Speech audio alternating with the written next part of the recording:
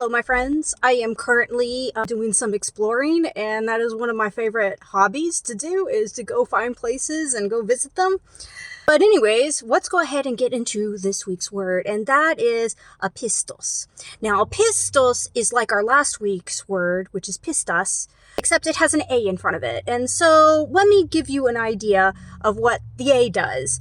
So it is very equivalent to like our word like unshaded or unfaithful or unbelieving or uncouth. Basically, whatever word that you have, you put an un in front of it and it just immediately disqualifies it.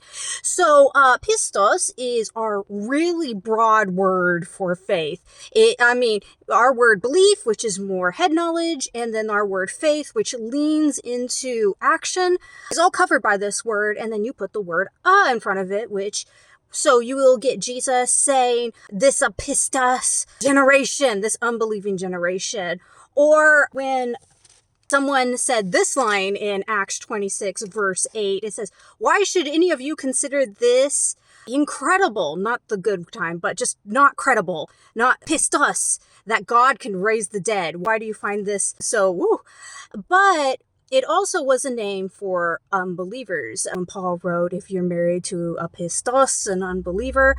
So this is a really broad thing. So what I'm going to do is I'm going to focus on, since I've been talking about how different faith and belief is, now I'm going to talk about their similarities. Why are they so close together to the point that most people think they are the same? And that word is trust.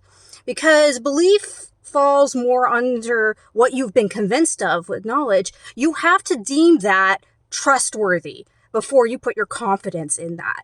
And faith is the action based on what you put your confidence in, but you have to trust it. So both faith and belief is very big on trust. And why pistos is also sometimes translated as trust.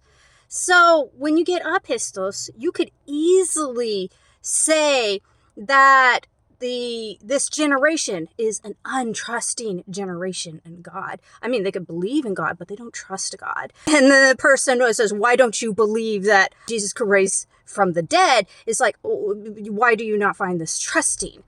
And I just find that really interesting to really boil down to the thing is trust. Do you trust?